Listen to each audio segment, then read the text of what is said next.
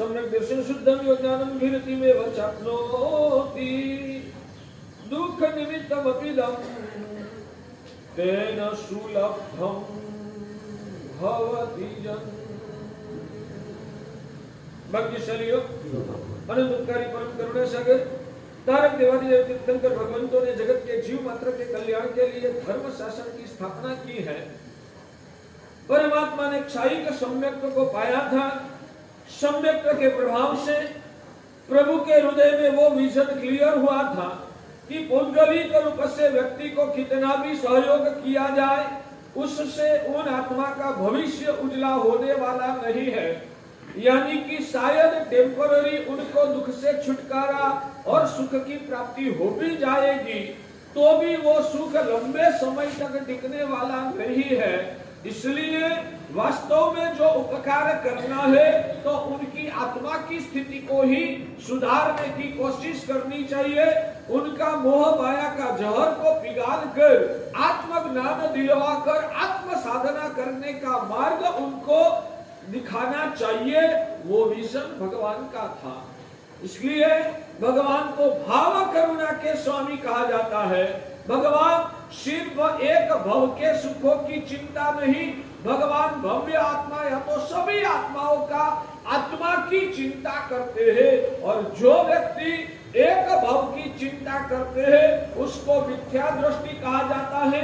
जो व्यक्ति अंदर में रही हुई शाश्वत ऐसी आत्मा की चिंता करते हैं उसको सम्यक दृष्टि कहा जाता है। तो भाग्यशाली परमात्मा ने तो सम्यक दर्शन पाया ही था, मगर परमात्मा के मार्ग पर चलने वाली जो भी साधक आत्मा होती है, चाहे वो साधु हो चाहे वो श्रावक हो, वो हमेशा सम्यक दृष्टि ही होता है। इसलिए भगवान के मार्ग पर चलने वाले, भगवान का मार्ग का ही उपदेश देने वाले सद्गुरु भी सम्यक दृष्टि होते हैं। आपकी आत्मा की चिंता करते हैं, वो आपका एक भाव की स्थिति को ज्यादा महत्व नहीं देते हैं। शायद गुरु महाराज जब भी आत्म कल्याण की बात करेंगे आपके मन में प्रश्न पैदा होगा, महाराज साहब हम भौतिक रूप से इतने दुखी है, पीड़ा से घिरे हुए हैं, फिर भी आप हमारी वर्तमान की स्थिति को छोड़कर आप आत्मा की बातें करते रहे, वो प्रैक्टिकल रूप से कितना वाजिबी है। आज के समाज के लोगों की वास्तविक जो वर्तमान कालीन परिस्थिति है उसकी चिंता करनी चाहिए। ऐसा प्रश्न आपके मन में होता है? ऐसा प्रश्न आपके मन में जो होता है तो इसका ये समाधान इतने दिनों के प्रवचनों के माध्यम से हमने आपको बताया है कि ऐसे भौतिक दुखों को मिटाने की चिंता करने का कोई मतलब ही नहीं है। और दूसरे नंबर में कहूंगा तो भौतिक रूप से दुखों से छुटकारा दिलवाकर किसी को क्षणिक ऐसे भौतिक सुखों दिलाया भी जाए न तो भी जो सामने वालों का पुण्य नहीं है न तो वो किया हुआ उपकार भी उनको विपरीत परिणाम लाएगा। समझ में? जैसे कि मैं दो चार उदाहरण के माध्यम से आपको बताऊं, कोई व्यक्ति बीमार था, उनके पास ऑपरेशन वगैरह करवाने का पैसा नहीं था, तो आपने सहयोग किया, चलो तेरा ऑपरेशन का पूरा खर्चा मैं उठाऊंगा।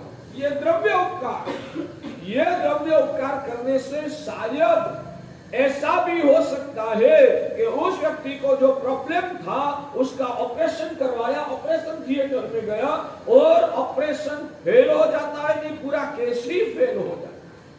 तो वो व्यक्ति हॉस्पिटल में गया, हॉस्पिटल में जाने के बाद कितना समय जिंदा रहा? 12 घंटा 24 घंटा में वो मर गया। किस वजह से मरा? किस वजह से मरा? ऑपरेशन करवाने के लिए गया तो 24 घंटे में वो मर गया। शायद जो आपने फीस नहीं दी होती ना, ऑपरेशन कराने के लिए वो हॉस्पिटल में नहीं गया होता न तो शायद वो और एक्स्ट्रा अभी 6-12 महीना ज्यादा जिंदा जीवन जी जाता। हाँ मर सकता था मगर जी भी सकता था। तो अभी वो क्यों मर गया? अभी वो क्यों मर गया? ऑपरेशन किस लिए हो पाया? पैसे किसने दिया? हम आपने उनको मारने के लिए दिया था? आपने तो उसको जिंदा रखने के लिए, उनको सहाय करने के लिए आपने 1-2-5 लाख रुपया ऑपरेशन का दे दिया। मगर आपने पैसे नहीं दिए होते ना तो वो शायद इतना जल्दी से नहीं मरता। आपने पैसे दिए, ऑपरेशन थिएटर में गया और ऑपरेशन बिगड़ गया और मर गया। तो आपने उपकार के लिए जो काम किया था उसका परिणाम उनके लिए कैसा आया? आपने जो उपकार करने के लिए, आपकी भावना गलत नहीं थी, आपने उपकार करने के लिए जो किया था उसका परिणाम उसके लिए कैसा आया? विपरीत आया। क्यों विपरीत आया? तो उनका पुण्य नहीं था, इसलिए आपने किया हुआ उपकार भी उनके लिए उल्टा हुआ। यानी कि द्रव्य उपकार में ये हालत है कि अब उनका पुण्य न होना तो आपने किया हुआ उपकार भी उसके लिए विपरीत परिणाम लाता। कोई व्यक्ति को हमेशा बाजार में जाने के लिए हाड़मारी हो रही थी, बस में जाता था, टाइम पे नहीं पहुंच पाता, तो उस टाइम पे दुकान पे नहीं पहुंचता तो उसको सेठ डांटते थे। ऐसे संजोगों में आपने उनको स्कूटर दिलवाया, भाई तुझे सहयोग हो जाए, अच्छी भावना से स्कूटर दिलवाया, और स्कूटर दिलवाया 2-4 दिन में ही एक्सीडेंट हो गया, ठोकर में मर गया। भाई आपने स्कूटर दिलवाया था सेवा की भावना से दिलवाया था या मारने की भावना से दिलवाया? सेवा भाव से। सेवा की भावना से दिलवाया तो भी उनका पुण्य नहीं था, तो आपने किया हुआ उपकार उनके लिए उल्टा हुआ।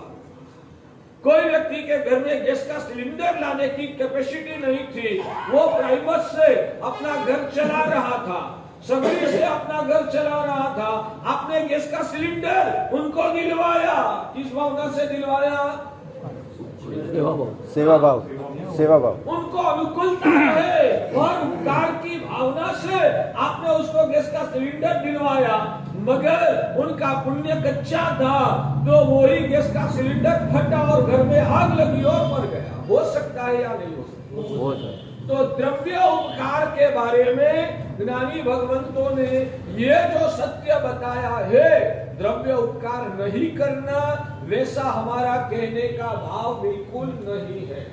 मगर द्रव्य उपकार सामने वालों का पुण्य न हो तो विपरीत परिणाम भी ला सकता है, एक बात। और द्रव्य उपकार से सामने वालों को शायद फायदा हो भी गया तो वो भी टेम्पररी फायदा है, उसका कायमी उद्धार इससे होने वाला नहीं है। उसकी भव भ्रमण की परंपरा मिटने वाली नहीं है, और भव भ्रमण की परंपरा जो नहीं मिटी तो संसार के जन्म जन्म के जो दुख है वो अटकने वाला नहीं है। जबकि ज्ञानी भगवान कहते कि भाव उपकार करवाया जाए, उनको देव गुरु और धर्म के साथ जोड़ दिया जाए, उनके अंदर में सम्यक ज्ञान उजागर कर दिया जाए और उनकी आत्म भावना उजागर हो जाए, मोह का जहर पिघल जाए, तो शायद उनका वर्तमान कालीन दुख न भी मिटे, मगर उस दुख की जो तीव्रता है, उस दुखों की वजह से व्यक्ति जो अंदर से पीड़ित होता है, उनकी अंदर की जो वेदना है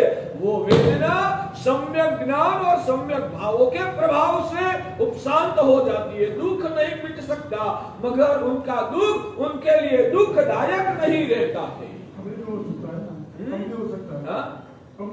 हो तो अच्छी बात है, अभी एक्सट्रीम की बात करता हूँ, शायद दुख दूर न भी हो तो भी उनका दुख जो है वो दुखदायक नहीं रहेगा, उसकी दुखदायकता खत्म हो जाए। समझ में आता है? जिसके अंदर में आपने धर्म का परिणाम को उजागर कर दिया है और आत्मज्ञान उजागर हो गया है, उन व्यक्ति का शायद तीव्र कर्म का उदय की वजह से दुख मिटेगा नहीं भी, फिर भी वो दुख उनको इतना दुखदायक नहीं रहेगा, यानी कि दुख की तीव्रता उनको पीड़ित नहीं कर पाएगी। वैसे दुखों की हालत में भी वो अंदर से स्वस्थता को टिका पाएगा और दुखों के बीच में भी वो हंसता रह पाएगा। जमता है भगवान का शासन जिसने भी पाया है, भगवान का शासन जिसकी आत्मा को छुआ है, वो छुआ, भगवान का शासन आपके अंदर में छुआ है, आप धर्म की आराधना करते हो या नहीं करते हो, वो मैं प्रश्न नहीं करता हूं। कितनी बार ऐसा भी हो सकता है कि धर्म करने वाली आत्मा को भी धर्म छुआ नहीं हो सकता, धर्म करने वाली आत्मा को भी धर्म छुआ नहीं हो सकता, और धर्म नहीं करने वाली आत्मा को भी धर्म छुआ हो सकता है।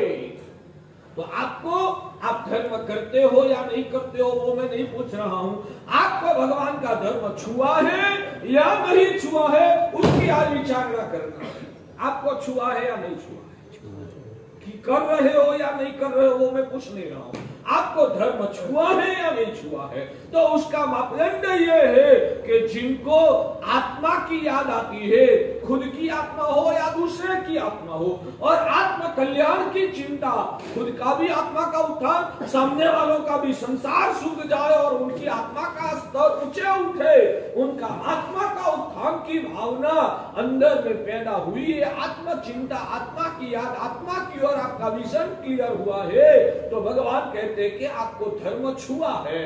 और कितना भी परोपकार और सुकृत करते भी रहो, मगर जो आत्मा की याद या तो खुद का या दूसरे का भी आत्मा का कल्याण कैसे हो, आत्मा तक आपकी दृष्टि नहीं पहुंची है, तो धर्म करते हुए भी ज्ञानी भगवान कहते कि तेरी आत्मा को धर्म छुआ नहीं है। भाग्यशाली हम लोग जन्म से लेकर माता पिता ने भगवान अरिहंत प्रभु का परिचय करवाया, सदगुरु के प्रति प्रीति बनाने का हमारे माता पिता ने हमको सिखाया है। इतने सालों से कुछ धर्म करने के बाद भी मेरा आपसे प्रश्न है कि ये जो मैंने अभी आपको स्टेटमेंट दिया, उस स्टेटमेंट की पाराशीसी से मापा जाए तो आप लोगों को धर्म छुआ है या धर्म अभी छुआ भी नहीं? आपकी हालत क्या है? एवरेज लोगों को पूछ रहा हूं ना। और ये लिखना है तो लिख के रखिए कि धर्म छूटा है अंदर में तो ही आत्मा का कल्याण हो सकता है। धर्म सिर्फ करने से आत्मा का कल्याण नहीं होता, धर्म सिर्फ करने से आत्मा का कल्याण नहीं होता है।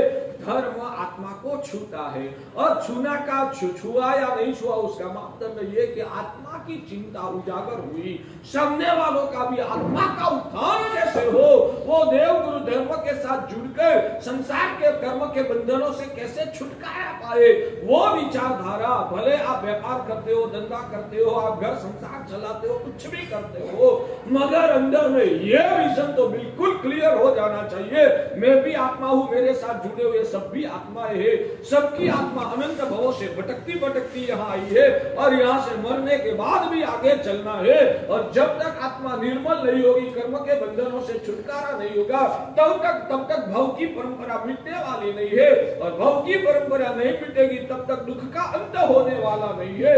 इतना तो विजन हर पल नींद में भी क्लियर होना चाहिए।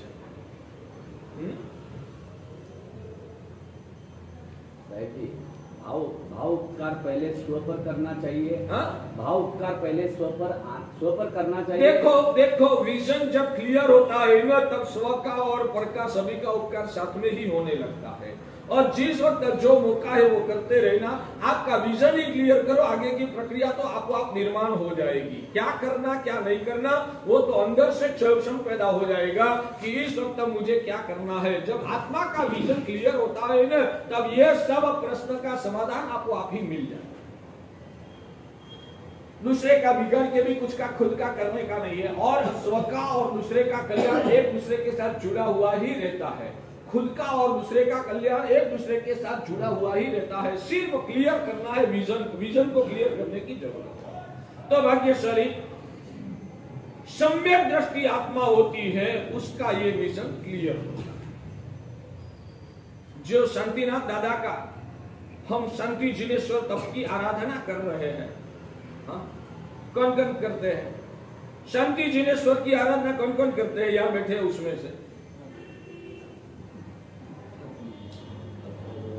भाइयों में 3 लोगों ने हाथ खड़ा किया। फिर से मैं प्रश्न कर रहा हूं, शांति जिनेश्वर की आराधना कौन कौन कर रहे हैं?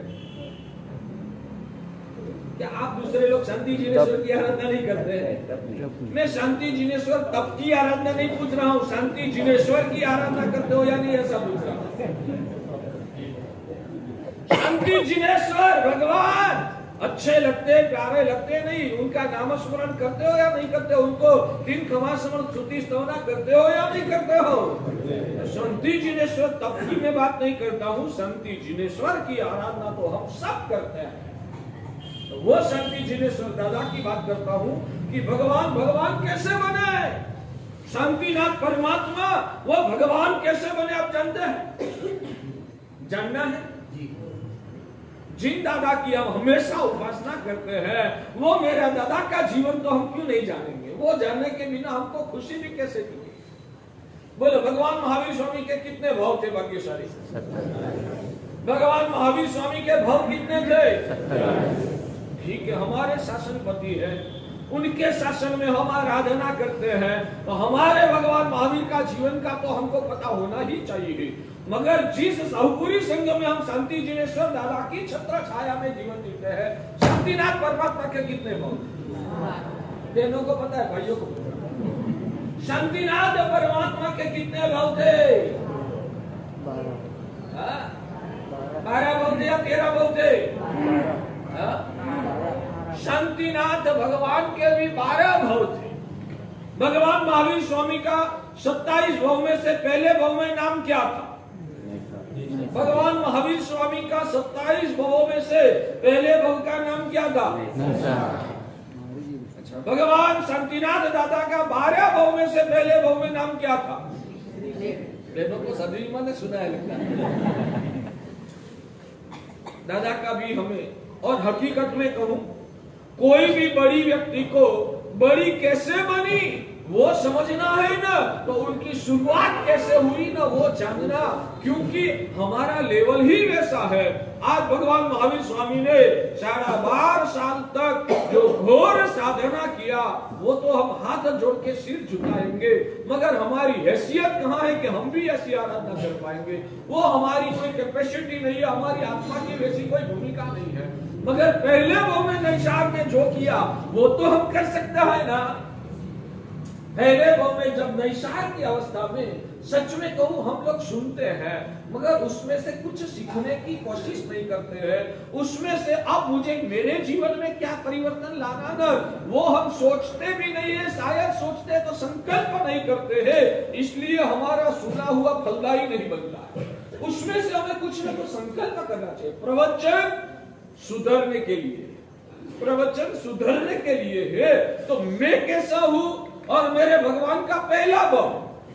जब सम्यक दर्शन नहीं पाया था तो सिर्फ सम्यक दर्शन पाया था, उस वक्त मेरे भगवान की भावधारा, मेरे भगवान का जगत के जीवों के साथ व्यवहार कैसा था, और वो व्यवहार और वो भावधारा की वजह से मेरे भगवान की यात्रा भगवत स्वरूप तक पहुंची है। तो मुझे भी जो भगवान बनना है, तो भगवान के जीवन में से मुझे भी कुछ सीखकर मेरे जीवन में परिवर्तन लाना चाहिए। सच में कहो, आप व्याख्यान सुनने के लिए भले आते हो, अच्छी बात है, अनुमोदना करता हूँ, सच में आपको धन्यवाद है, क्योंकि आज कोल्हापुर में हजारों हमारे भगवान के अनुयायी जैन लोग हैं, मगर कुछ लिमिटेड लोगों को ही ये भगवान की वाणी सुनने का अभिलाष होता है, और उसमें भी बहुत कम लोगों को ही ये भगवान की वाणी सुनने का समय संजोग अनुकूल होता है।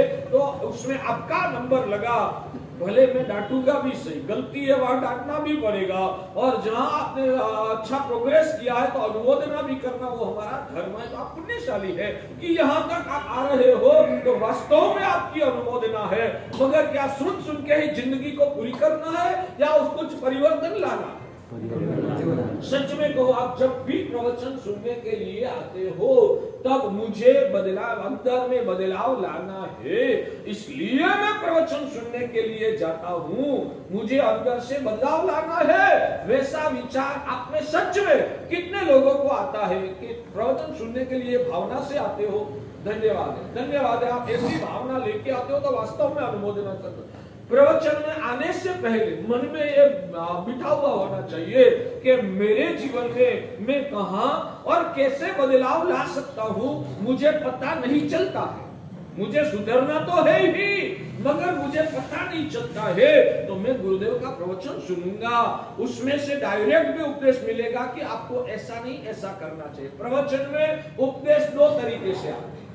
प्रवचन में उपदेश दो तरीके से आते हैं। एक तो गुरु महाराज डायरेक्ट कहते हैं कि ऐसा नहीं, ऐसा करना चाहिए, डायरेक्ट उपदेश होगा, इससे भी उपदेश प्राप्त होता है। और दूसरे नंबर में कभी आपको ऐसा करना चाहिए वैसा क्लियर उपदेश नहीं होगा, मगर जो भी आपको उदाहरण वगैरह दिया, लॉजिक दिया, या कोई महापुरुष की घटना बताया ना, उसमें से आपको स्वयं उसमें से उपदेश को निकालना है। जैसे कि भगवान शांतिनाथ दादा, वो 12 बहु में से पहले बहु में श्रीसेन राजा थे, और श्रीसेन राजा की अवस्था में उन्होंने क्या किया वो हम आपको आगे सुनाएंगे, मगर वो सुनने के साथ साथ आपके अंदर में भाव होना चाहिए कि श्रीसेन राजा ने ऐसा किया, तो ऐसा तो मैं भी कर सकता।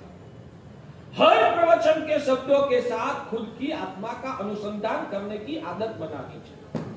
प्रवचन के हर शब्दों के साथ अपनी आत्मा को तुलनात्मक रूप से जोड़ने की आदत बनानी चाहिए। कि जैसे कि नैसार ने क्या किया था आप जानते हैं, इसलिए वो बात अभी याद दिलाता हूँ कि पहले भाव में नैसार वो गांव का मुखिया था, और उनके भी जो बड़े राजा थे उन्होंने आदेश दिया कि आपके गांव के आसपास में जो जंगल है उस जंगल में से अमुक जाति के जो लकड़े हैं वो लकड़े कटवा कर आपको हमारे यहाँ भेजना है।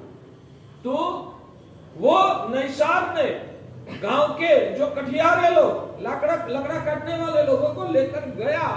जाने के बाद काम चला, और जब भोजन का समय हुआ, भोजन का समय होते ही नैसार ने क्या किया, भोजन का समय होते ही नैसार ने क्या किया, क्या आपने कभी नहीं सुना है? सुना है या नहीं सुना? नैसार ने क्या किया आप बताइए। पहले अतिथि को याद किया, पहले अतिथि को याद किया। पहले अतिथि को याद नहीं किया है, नहीं, सबसे पहले अपने कर्मचारियों की चिंता किया। सुबह से 8 बजे से ये लोग काम पे लगे हैं, थके हुए होंगे, 12 बज गए हैं, भोजन का समय हुआ है, मुझे भूख लगी है, तो उनको भी भूख लगी हुई होगी या नहीं लगी हुई? उनको भी भूख लगी हुई होगी, तो मेरा सौजन्य है, सौजन्य से के नहीं, स्वभाव ही ऐसा था, बोल दिया कि अब आप काम बंद रखो, भोजन का समय हुआ है, सब काम छोड़ के खाना खाने के लिए आ जाइए। सुना है या नहीं सुना? आज तक आपने ये बात कितनी बार सुना? कितनी बार सुना? हाँ? सुना ही नहीं है? क्या बात करते हो? हमारे भगवान महावीर का पहला वर्ष, शांतिनाथ दादा के 12 भाव सुनाओ या महावीर स्वामी के 27 भाव सुनाओ, और आपका तो समय लिमिटेड है, उतने ही समय में मुझे बोलना है। आप अनलिमिटेड समय दो तो दोनों का चरित्र पूरा सुनाओ। ये आपको नहीं सुना है तो मुझे दर्द हो रहा है। अरे क्यों नहीं सुना होगा? ये सब बात तो प्रदूषण के प्रवचन में आते ही, हर साल आता है, वो दोपहर में आता है। आपको तो जो फिक्स सुनना है उतना ही सुनना है, प्रवचन में क्या आता है क्या लेना है? नहीं सुना है तो दर्द हो रहा है। हर प्रदूषण में दोपहर के प्रवचन में, यानी कि कल्पसूत्र का 5वें दिन, कल्पसूत्र के 4थे दिन दोपहर के प्रवचन में भगवान महावीर स्वामी का 27 भावों का वर्णन आता है। इस वक्त ध्यान से सुनना। तो बात यह है कि महावीर स्वामी ने नैसार के भाव में, नैसार वो महावीर स्वामी का 27 भाव में से पहला भाव था। पहले तो वो भी एक प्रश्न होगा, उसका समाधान बाद में दूंगा कि क्या महावीर स्वामी ने इस संसार में क्या सिर्फ 27 ही भाव किए? भगवान शांतिनाथ दादा ने क्या सिर्फ 12 ही भाव किया था? ऐसा नहीं हो सकता है। जिन शासन में, शास्त्रों में तो ज्ञानियों ने बताया है कि प्रत्येक संसारी आत्मा ने आज से पहले अनंत भाव किए हैं, तो 12 ही भाव या 27 भाव क्यों कहलाते हैं? उसका समाधान दूंगा। ये सब मुझे आपको सिखाना है, मगर अभी जो नैसार की बात चलती है ना, वो सुन के दर्द हुआ। आप कहते हो कि आपने सुना है? तो नैसार वो एक गांव का मुखिया था, एक छोटा गांव का, वो जैसे अपनी भाषा में कहो ठाकुर कहो, अपनी वर्तमान कालीन भाषा में सरपंच जैसा कोई बड़ी पोस्ट वाला आदमी था। मगर उसके बड़े राजा, वो बड़े राजा ने उसको संदेश कहलाया कि आपके गांव के पास के जंगल में अमुक जाति के लकड़े का झाड़ है, वो लकड़े कटवाकर आपको यहाँ हमारे राज दरबार में भेज रहा है। गांव का मुखिया था, मगर उनको खुद का औचित्य का भान था। मेरे भी सिर पे कोई है, मेरे भी सिर पे कोई है। भाग्यशाली, ये एक एक बात में से अपन को सीखना है। आपके सिर पे कोई है या नहीं? आपके सिर पे कौन है? मक्खन मत लगा। आपके सिर पे कौन है? हमारे साधुओं को पूछेंगे ना तो कहेंगे हमारे सिर पे गुरु महाराज। मुझे पूछोगे तो मैं भी कहूंगा मेरे सिर पे भी मेरे गुरु अप्रत्यक्ष रूप से विद्यमान है या परोक्ष रूप से देवादिदेव भगवान मेरे सिर पे है। मैं उनके अंदर में हूँ। आपने कभी मैं किसी के अंदर में हूँ वैसा फीलिंग किया है या नहीं किया? ये सब पात्रता के लक्षण है भाग्यशाली। एक एक चरित्र में से भी कितना कुछ सीखना मिलता है। गांव का मुखिया था, गांव की हजारों की प्रजा उनके अंदर में थी, फिर भी उसने अपने मन में ये भाव को कभी बिसरा नहीं था कि मेरे भी सिर पे राजा है। भगवान गौतम स्वामी के कितने शिष्य थे? भगवान गौतम स्वामी के शिष्य कितने थे? 50,000 शिष्य थे। फिर भी गौतम स्वामी एक क्षण के लिए भी नहीं भूले हैं कि मेरे सिर पे भी मेरे नाथ, मेरे भगवान मेरे सिर पे है। मेरे अंदर में 50,000 है, वो शायद कभी भूल गए होंगे। मेरे अंदर में 50,000 है, वो शायद कभी भूल भी गए होंगे, मगर मेरे सिर पे कोई है, उन्होंने एक दिन भी नहीं भूला है। एक दिन नहीं, एक पल भी नहीं भूला है।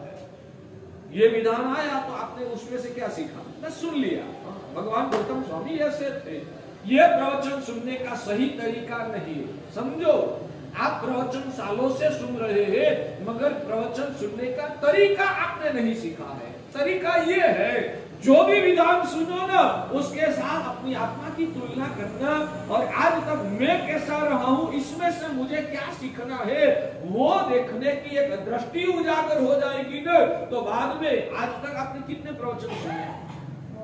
हजारों प्रवचन शायद सुने, मगर उसका तात्विक रिजल्ट नहीं पाए।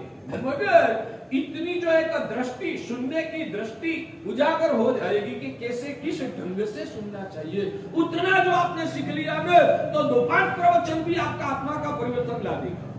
तो कैसे सुनना ये सीखो कि जो भी सुना उसमें अपनी आत्मा की तुलना करना और इसमें से मुझे क्या परिवर्तन लाना है वो समझना, सीखना और संकल्प करना। एक एक भी वाक्य में अपनी आत्मा की तुलना करते करते आप प्रवचन सुनते जाओ तो थोड़े प्रवचनों में आपका विकास हो जाए। तो गौतम स्वामी ने भी अपने अंदर में 50,000 शिष्य थे, शायद उन्होंने उसके पर फोकस नहीं किया था, मगर मेरे सिर पे भी मेरे नाथ है, मेरे भगवान मेरे सिर पे है, मैं उनके अंदर में, मैं उनके अंदर में हूँ, वो भावना उन्होंने एक पल के लिए भी नहीं विसरा। ये सुना तो तुरंत अंदर से विचारों की परंपरा शुरू हो जाएगी। आज तक मैं किसके अंदर में हूँ उस बारे में मैं कितनी बार सोचा, मेरे अंदर में कितने हैं वो शायद बहुत बार सोचा होगा, मगर मैं किसके अंदर में हूँ? सच में हृदय पे हाथ दे के बताइए कि आपने कितनी बार सोचा कि मैं किसके अंदर में हूँ? आपको सच में सुधरना है, मिला हुआ जीवन को सफल बनाना है। मैं बड़ी बड़ी बात नहीं करता हूँ कि आप मासिक श्रवण करो, आप ये करो, वो नहीं बताता हूँ, आप इतना करो। मैं भी किसी के अंदर में हूँ, मैं स्वतंत्र नहीं हूँ, मेरे भी सिर पे कोई है। उतना सोचोगे ना तो भी मोह का जहर पिघलेगा। इतना सोचने से भी मोह का जहर पिघलता है भाग्यशाली। मैं किसी के अंदर में, अब किसी के अंदर में हूँ, पहले तो उस भाव। और एक बात समझ लो, कभी भी प्राप्त हुआ ज्ञान आत्मा का कल्याण नहीं कर सकता। कभी भी प्राप्त हुआ ज्ञान आत्मा का कल्याण नहीं कर सकता है। प्राप्त हुआ ज्ञान की भावना करने से, अंदर में भावित करने से आत्मा का मोहर पिघलता है और आत्मा का विकास हो सकता है। ज्ञान पाया, कल्याण नहीं हो जाएगा, भावना से भावित होना पड़ेगा। तो ज्ञान तो पाया, मेरे सिर पे कौन है? मेरे भगवान मेरे सिर पे है, मेरे गुरु भगवंत जो है वो मेरे सिर पे है। एक ही वाक्य पूरा परिणाम को उजागर नहीं करता है, इसलिए दूसरा वाक्य साथ में जोड़ना है। मेरे भगवान मेरे सिर पे, मेरे गुरु मेरे सिर पे है, यानी कि मैं उसके अंडर में हूँ। सिर पे है उतना बोलना अभी भी आसान है, मैं उसके अंडर में हूँ। वो जब बोलते हो ना तब मोह का जहर जल्दी से निकलता है। मोह का जहर को पिघालना है, बिगाड़ना है। मैं उनके अंडर में हूँ, मैं उनका सेवक हूँ, वो मेरे सिर पे है। इसको मैं तो कहता हूँ जैसे नौकार मंत्र की माला गिनते हैं वैसे इनकी भी माला गिनो, यानी कि शाब्दिक माला नहीं गिनना है, मगर 24 घंटे में 24 बार याद आनी चाहिए मैं उनके अंडर में हूँ, मैं उनका सेवक हूँ, वो मेरे सिर पे है। उतना याद करना। करोगे? करोगे? सच में करोगे या मुझे खुश करने के लिए आप बोलते? आपका कल्याण करना है तो एक प्रवचन भी काफी, एक प्रवचन से भी आत्मा का उद्धार हो सकता। तो वो कठियारी ने गांव का मुखिया नैषाद, यानी कि हमारे भगवान महावीर प्रभु की आत्मा, महावीर प्रभु की आत्मा का पहला भाव का नाम था नैषाद। उन्होंने जंगल में गए अपने कठियारों को लेकर। वो तो गांव का मुखिया था, खुद को लकड़े काटना नहीं था, खुद को तो देख रेख रखना था, ध्यान रखना था। और कठियारों को काम पे लगा दिया। जो 4-6 घंटे हुए होंगे, भोजन का समय हुआ। सज्जन आत्मा वो है कि खुद की चिंता करके अटकता नहीं है, वो हमेशा सबकी, दुनिया की, लोगों की, दूसरे की चिंता करता है। वो सज्जन है जो प्रधान रूप से खुद। सज्जन और दुर्जन की परिभाषा क्या? सज्जन और दुर्जन की परिभाषा क्या भाग्यशाली? बहुत पाप करता है वो दुर्जन और बहुत धर्म करता है वो सज्जन। ठीक है ना? बहुत पाप करता है वो दुर्जन और बहुत धर्म करता है वो सज्जन। क्या व्याख्या सही नहीं है? अंदर का कचरा तो निकलने लगा है। वो सज्जन दुर्जन की परिभाषा है। जो स्वार्थी है, जो खुद का ही सोचता है, वो कितना भी धर्म करता हो फिर भी वो दुर्जन है। खुद का ही सोचता है, स्वार्थी है, वो कितना भी धर्म करता हो तो भी वो दुर्जन है। और जो दूसरे का भला सोचता है, सिर्फ खुद की नहीं, आसपास वाले दूसरों की भी जो चिंता करता है और खुद का सुख का भोग देकर भी जो दूसरे का सुख की चिंता करता है वो सज्जन है। यहाँ सज्जन कितने हैं? हाथ खड़ा कर।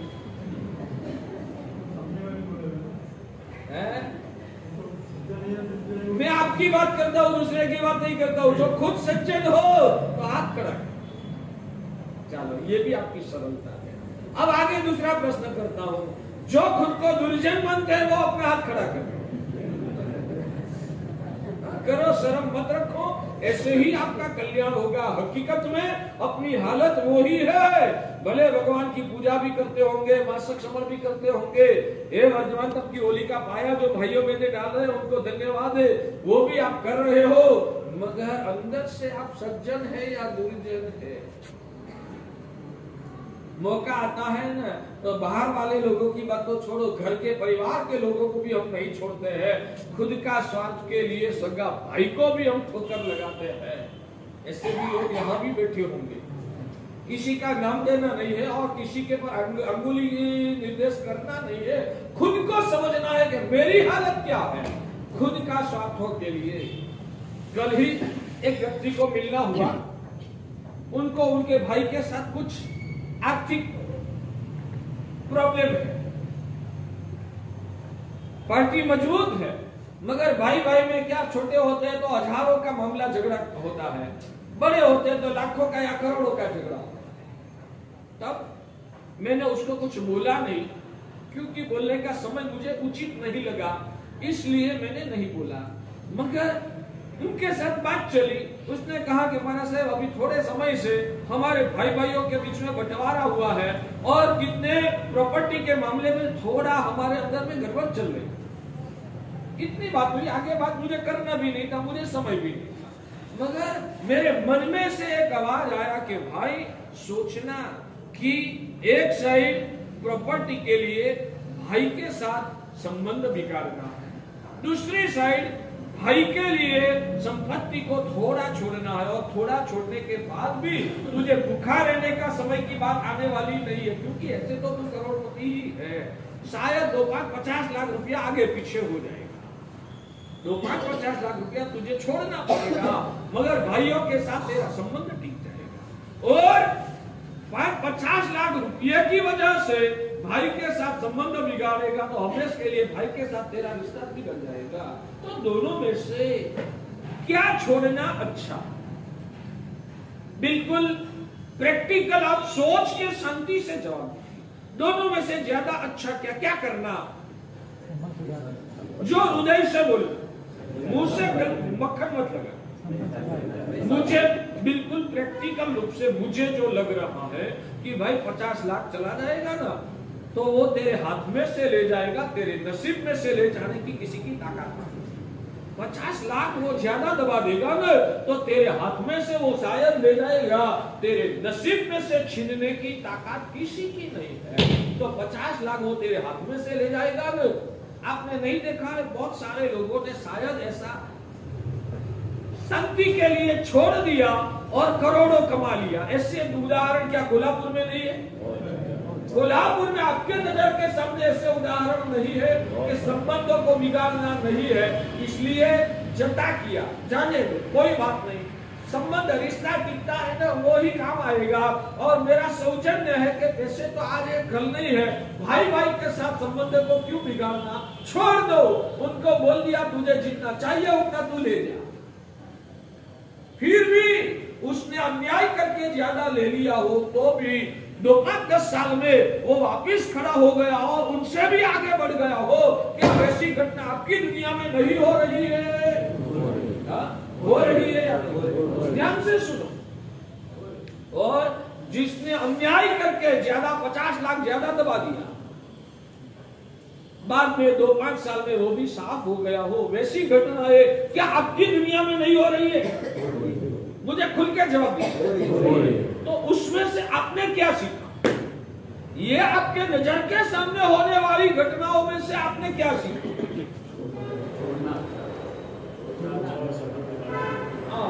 सिर्फ जो आप सज्जन है, अच्छे सच्चे जवाब दे रहे हो, मगर वो जो आप जवाब दे रहे हो वो मुंह से दे रहे हो या हृदय में से आवाज आ रही है?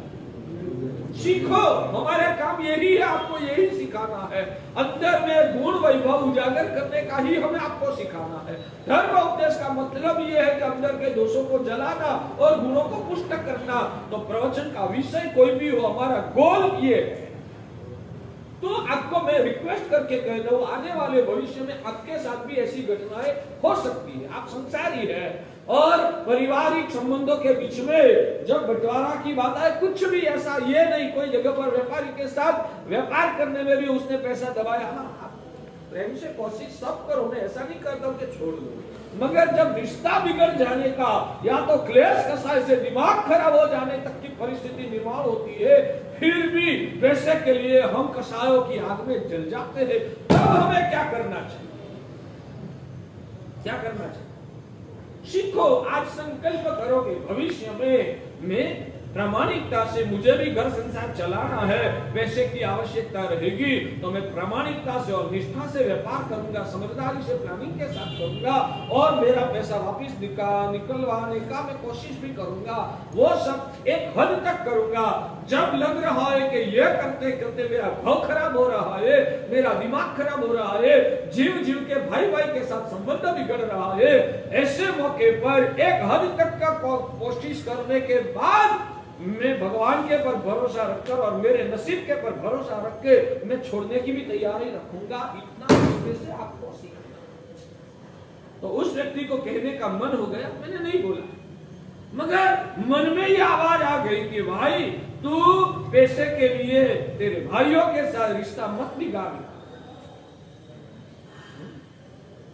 मेरी बात प्रैक्टिकल सही लग रही है या गलत लग रही है? जैसे आपको कैसे सही लगेगी? आपको गलत लग रहा है, ऐसे छोड़ते जाएंगे ना तो रोड पे आ जाना पड़ेगा। आपका मन नेगेटिव है ना, तो आपको नेगेटिव ही सोच आए। आपका दिमाग नेगेटिव है तो आपको नेगेटिव ही सोच आती है, पॉजिटिव मन होता है तो कल वापस कमा। और सच में कहता हूं, जीवन में समाधि से ज्यादा बड़ी चीज कोई नहीं। जीवन में समाधि से ज्यादा बड़ी चीज कोई नहीं है। तो समाधि के लिए कोई भी चीज का भोग दे देना, मगर कोई भी चीज के लिए समाधि को छोड़ना। समझ में आता है? प्रवचन सिर्फ सुनना है या समझना है? सिर्फ समझना है या सीखना है? सिर्फ सीखना है या अंदर में उतारना? अंदर उतारना है। करो। आज तक अज्ञान और मोह की वजह से मैंने ये नहीं समझा था, मगर आज लग रहा है कि कल बन जाना है। और फिर भी तेरे भाई के साथ ऐसा छोड़ने में तुझे रहने का घर भी छोड़ना पड़ता है और रोजी रोटी भी नहीं मिल सकती, तो शायद अलग बात है। मगर तू खुद करोड़ोंपति है, अब उसमें से शायद उन्होंने 50 लाख 1 करोड़ ज्यादा ले लिया, तू रोड पे तो नहीं आ जाएगा, खाने पीने की तुझे दिक्कत होने वाली नहीं है, वो तो तू भी जानता है। तो छोड़ देना, तेरे नसीब में होगा ना तो वापिस कमा लेगा और इससे 10 गुना मिलेगा। उदारता रखी है ना तूने, उदारता और निष्ठुरता रखी तो क्या उसका पुण्य नहीं होगा? उस पुण्य की वजह से 10 गुना और कमा लेगा। मगर इसके लिए मुझे झगड़ा नहीं करना है, भाई के साथ रिश्ता नहीं बिगाड़ना। भाइयों से भी ज्यादा तो बहनों को ये कहना पड़ेगा, क्योंकि उनको भी कोई दिक्कत नहीं होती। मगर ससुर जी ने बंटवारा किया ना, तब हमारे भाई लोग तो छोड़ने के लिए गलत मत लगाना। आप सब बहनें ऐसी है वैसा भी मैं नहीं कहता हूँ, मगर आप में भी कोई ऐसी होगी। तो पुरुष तैयारी रखता है कि छोड़ दो कमा लूंगा, मगर हमारी बहनें हैं ना खुद का पति का जीवन को परेशान कर देती हैं। ऐसे तो थोड़ी ना छोड़ा जाए, हम भी कम थोड़ी ना है। वो ऐसा अन्याय कैसे कर सकता है? आपको छोड़ना है ना तो हमारी बहनें पारा चढ़ाए। नहीं नहीं, ऐसा नहीं चलता, झगड़ा करना कोर्ट में जाओ, ऐसा तो थोड़ी ना छोड़ सकते हैं। ये पाप हमारी बहनें भी करती है, आज के जमाने में ऐसा होता है। तो मैं आपको भी रिक्वेस्ट करता हूँ, आपका जीवन को भी क्यों संकलेश में जलाते हो? आपका पतिदेव का भी जीवन को आप क्यों संघर्ष में जलाते हो? छोड़ दो ना, क्या फर्क पड़ता है? शांति और समाधि से ज्यादा बड़ी चीज इस विश्व में कोई नहीं है। और छोटी छोटी चीजों के लिए शायद नहीं भी मिला, समझ लेना मेरे नसीब में नहीं होगा इसलिए नहीं मिला, ऐसा करके छोड़ना सीखो। वो धर्म का प्राण है भाग्यशाली। करोगे आज से? आज से मुझे इतना तो वचन दो, इसमें 1 मिनट आप हाथ खड़ा कर दोगे ना साहब, आज से हम जीवन में ऐसा अपनाएंगे। हाँ, रोजी रोटी का प्रश्न है, जीवन का निर्वाह का प्रॉब्लम है, तो शायद कुछ भी करेंगे। मगर यहाँ 5-50 जाने से हमारे रूटीन जीवन में कोई फर्क नहीं पड़ता है। जरूर दर्द तो होगा, क्योंकि मोह से भरे हुए थे। इतने तो निर्लोभी निष्को ही नहीं है, तो थोड़ा होगा भी सही कि हालत चला गया। फिर भी ये भगवान का गुरुदेव का वचन को याद करके हम समाधान में वापिस आ जाएंगे।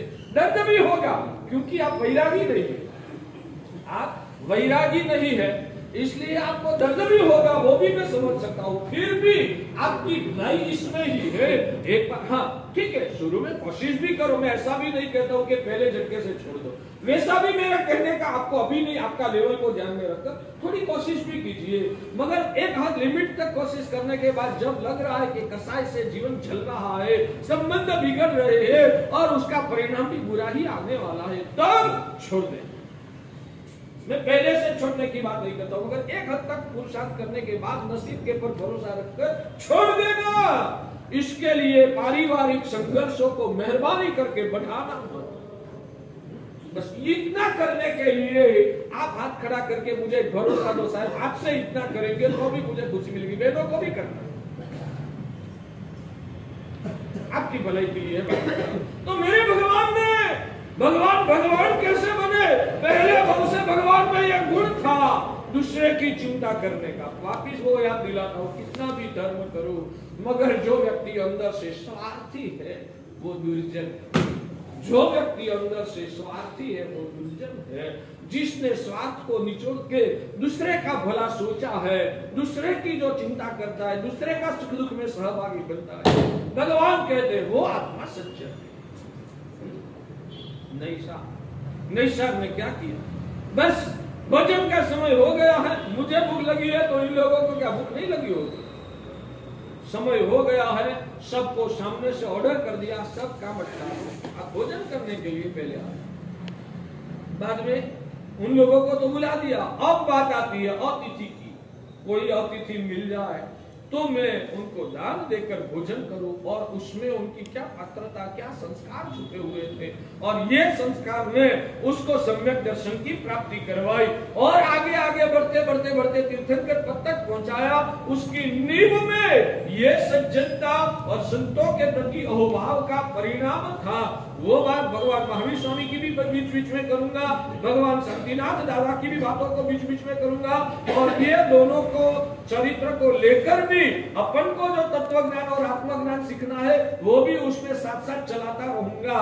तो ये सब सुन के आप भी आपका जीवन को मंगलमय और मोक्ष मार्ग का हेतुभूत आपका जीवन बनाओ। वही अंतर से मंगल कामना, वही अंतर से आशीष।